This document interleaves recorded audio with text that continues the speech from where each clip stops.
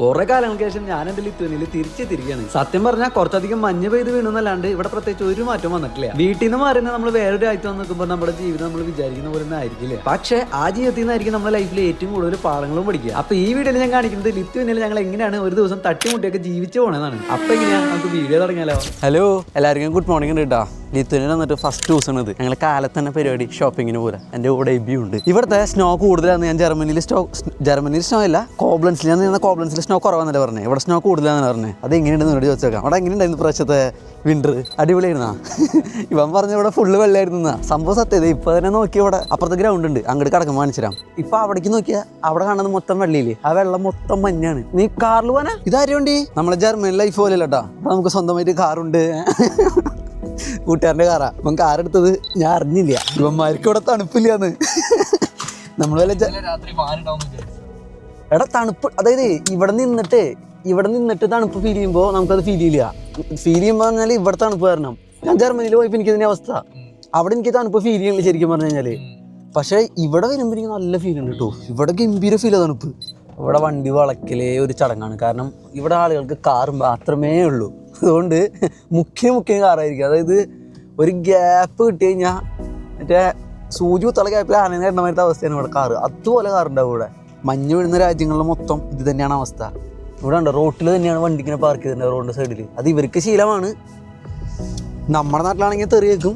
ഇവിടെ ഇത് ശീലമാണ് ഇവർക്ക്. ഇതാണ് ഇവിടുത്തെ സെറ്റപ്പ്. കാർ ഇങ്ങനെ സൈഡിൽ, റോഡിൻ്റെ സൈഡിൽ ഇങ്ങനെ പാർക്ക് ചെയ്തിരും.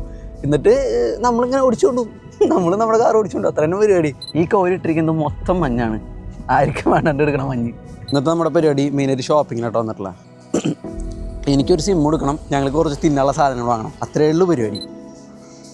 ഈ വഴിയാ? ഏയ് എടാ, ഇതല്ലേ ഷോപ്പ്? സബോള.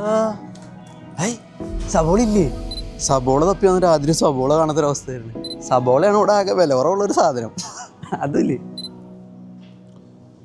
ജർമ്മനി വെച്ച് നോക്കുമ്പോഴേ അവിടെ ഇവിടെയൊക്കെ സെയിം വില തന്നെയാണ്. അല്ല, നമ്മുടെ ലിത്വേനിയയിൽ കരിക്കുണ്ട്.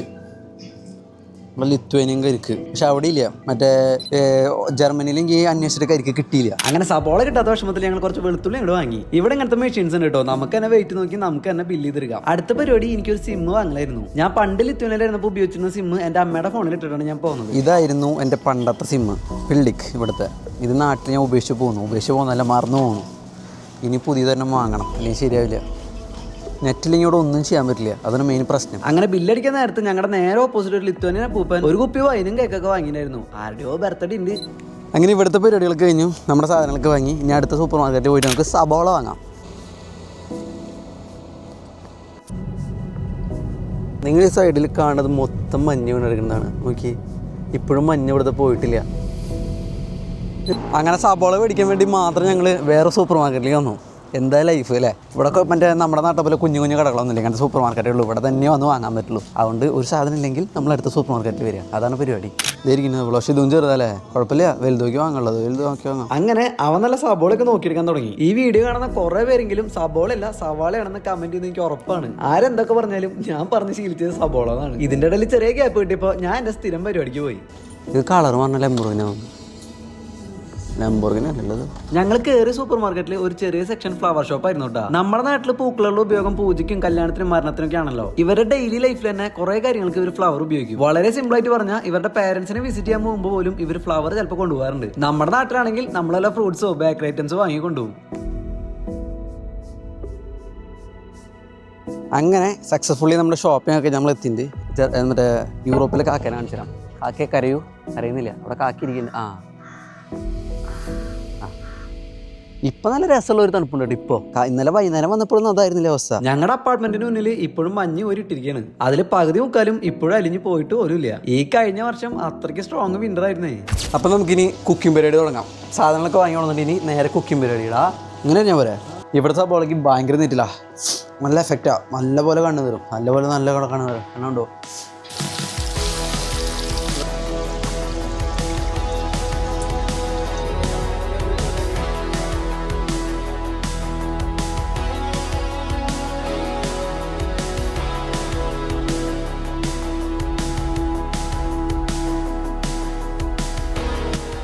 അങ്ങനെ കുക്കിങ്ങിന്റെ ഇടയിൽ ടൈം കിട്ടിയപ്പോൾ ഞാൻ എൻ്റെ സിം ഒന്ന് സെറ്റാക്കി എടുത്തു. ഇന്റർനെറ്റിൽ എൻ്റെ അവിടെ ജീവിക്കുക എന്നുള്ളത് ഭയങ്കര ബുദ്ധിമുട്ടുള്ള കാര്യമാണ്. അങ്ങനെ അത് സെറ്റ് ആയപ്പോൾ തന്നെ പകുതി സമാധാനമായി.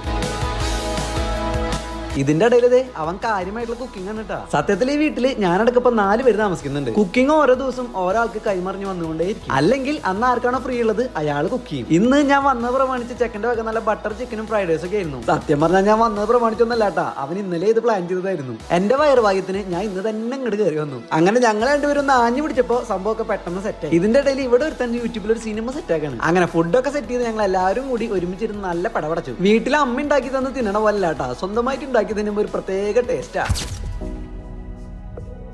നമുക്ക് പോയിട്ട് നമ്മുടെ സ്വന്തം ലിത്വാനിയ ഒന്ന് കണ്ടിട്ട് വരാം. വാ.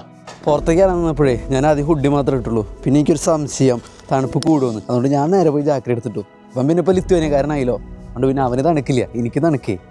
ലിത്വാനിയക്കാരുടെ മെയിൻ കളറാണ് കേട്ടോ ബ്ലാക്ക്. കംപ്ലീറ്റ് ബ്ലാക്ക് ആയിരിക്കും. വിൻ്റർ ആയി കഴിഞ്ഞ് കഴിഞ്ഞാൽ എല്ലാം ബ്ലാക്ക് ജാക്കറ്റ് ഇട്ട് ഇങ്ങനെ നടക്കുന്നുണ്ടാവും പ്രാതങ്ങളെ പോലെ. സത്യം പറഞ്ഞാൽ 8 ഡിഗ്രി ഉണ്ടെന്ന്. 8 ഡിഗ്രി ടെമ്പറേച്ചർ ഉള്ളൂ. പിള്ളേർക്ക് ഇത് കളി തുടങ്ങിയിട്ട് സൂര്യനൊക്കെ വന്നിട്ടുണ്ട്. ഞാൻ വീഡിയോ കണ്ടിട്ട് ഒരു മനുഷ്യൻ ഇപ്പം തന്നെ പോയ ആള് നോക്കിയിട്ട് പോവുക. ഇവന്മാർ ക്രൂരമായിട്ട് നോക്കുക നമ്മളെ. ലിത്വാനിയൻസിന്റെ പ്രശ്നം എന്താ അറിയോ? ക്രൂരമായിട്ട് നോക്കുക നമ്മളെ. ജർമ്മൻസൊക്കെ ഒന്ന് ചിരിക്കും, ജന്മം ഉണ്ടെങ്കിൽ ചിരിക്കില്ല. അവന്മാരെന്തോ നമ്മൾ വലിയ അപരാധം ചെയ്ത പോലെ നമ്മളിങ്ങനെ തുറപ്പിച്ച് നോക്കിയിട്ട് ഒരു പോക്ക് പോകും. ജർമ്മൻസിൻ്റെ അല്ല, ലിത്വാനിയൻസിന്റെ മെയിൻ പരിപാടിയാണ് തണുപ്പുള്ളപ്പോഴും ഇങ്ങനെ ഓടാൻ പോലെ. ഞാൻ ഇഷ്ടം പോലെ കണ്ടുണ്ട്. അതായത് തണുപ്പുള്ള സമയത്തും ഇവന്മാരുടെ ഡ്രസ്സുമാർ ഓടാറുണ്ട്. എന്ത് സുഖമാണ് ഇവന്മാർക്ക് തണുപ്പ് തോടുമ്പോൾ കിട്ടണത്. ഇനി 2 ദിവസം കൂടിയും സൂര്യൻ വന്നു കഴിഞ്ഞാൽ 2-3 ദിവസം ഈ മഞ്ഞ് മൊത്തം ഒരുക്കി തുടങ്ങും. ഇത് പിള്ളേരൊക്കെ അവിടെ കളിക്കുന്നുണ്ടോ? പിള്ളേരൊക്കെ അവിടെ കാര്യമായിട്ട് കളിക്കുന്നുണ്ട്. തണുപ്പൊക്കെ പോയി തുടങ്ങി. മഞ്ഞുരുകിയിട്ടുള്ള ചെളിയാണ് ഈ കാണുന്നത് മൊത്തം. കംപ്ലീറ്റ് മഞ്ഞുരുകിയിട്ടുള്ള ചെളിയാണ്. മഞ്ഞെന്ന് പറയുന്നത് ഈ കാണുന്ന വെള്ളം മാത്രമല്ല, മനസ്സിലായ? ഇതും കൂടി മഞ്ഞാണ്. പിള്ളേരൊക്കെ ഇവിടെ കാര്യമായിട്ട് ഇതൊരു ഗ്രൗണ്ടിൻ്റെ ഇവിടെ ശരിക്കും ഇതൊരു മിലിറ്ററി സ്കൂളാണ് ഈ കാണുന്നത്. ആ മഞ്ഞ് ഇനി മുതൽ ഇങ്ങനെയാവും, ചെള്ളിപ്പിള്ളിയാവും കുറച്ച് കഴിയുമ്പോൾ. ലിത്വാനിയയിലെ ഫേമസ് ആയിട്ടുള്ള യൂണിവേഴ്സിറ്റിയുടെ ഡോമാണ് കേട്ടത്. LSMU എന്ന് പറയും. മെഡിക്കൽ ഇതാണ് എന്താ പറയുക, മെഡിക്കൽ യൂണിവേഴ്സിറ്റി. മെഡിക്കൽ, അതായത് മെഡിക്കൽ കോളേജല്ല, മെഡിക്കൽ യൂണിവേഴ്സിറ്റി. അതായത് നഴ്സിങ്ങും ഡോക്ടറും അതായത് MBBS ഒക്കെ പഠിക്കുന്ന പിള്ളേരുടെ ഡോം. മെയിനായിട്ട് മലയാളികളാണ് ഇവിടെ കൂടുതലെന്നാണ് എൻ്റെ അറിവ്. കാരണം കുറേ മലയാളീസ്, എൻ്റെ ഫ്രണ്ട്സ് തന്നെ കുറേ പേര് ഇവിടെ ഉണ്ട്. ഇപ്പോൾ അവിടെ ഉണ്ടോ എന്ന് എനിക്ക് അറിഞ്ഞൂടാ, ഉണ്ടായിരുന്നു. അങ്ങനെ ഈവനിങ് ആയിപ്പോൾ ഞാൻ ചുമ്മാ നമ്മുടെ ലിത്വാനിയ ഒന്ന് കണ്ടാലെന്ന് വിചാരിച്ചു എൻ്റെ കൂടെ പുറത്തേക്ക് ഇറങ്ങിയതാ. സത്യം പറഞ്ഞാൽ ലിത്വാനിയയിൽ ഇപ്പോൾ ആകെ ഒരു കാര്യമാണ് മെയിൻ, മഞ്ഞ്. അത് മാത്രമാണ് ഇപ്പോഴത്തെ മെയിൻ. പിന്നെ എൻ്റെ ഒരു അറിവിൽ ഈ രാജ്യം പൊതുവെ യൂറോപ്പിലുള്ള രാജ്യങ്ങൾ വളരെ പഴയ ഒരു രാജ്യമാണ്. പിന്നെ പൊതുവെ ലിത്വാനിയൻസിന്റെ മൈൻഡ് സെറ്റും കുറച്ച് റഫാണ്. ഫോറിനേഴ്സിനെ ഇവർക്ക് വെൽക്കം ചെയ്യാൻ ഒട്ടും ഇഷ്ടമല്ല. ഇപ്പം നമ്മൾ പോകുന്നത് ഇവിടെയുള്ളൊരു വാക്കിംഗ് സ്ട്രീറ്റിലേക്കാണ്. പൊതുവെ ഇവിടുത്തെ മെയിൻ സിറ്റികളിലൊക്കെ വാക്കിംഗ് സ്ട്രീറ്റ് ഉണ്ടാവും. അതാണ് സംഭവം. ഇവിടെ ഒരു വലിയ പള്ളിയുണ്ട്.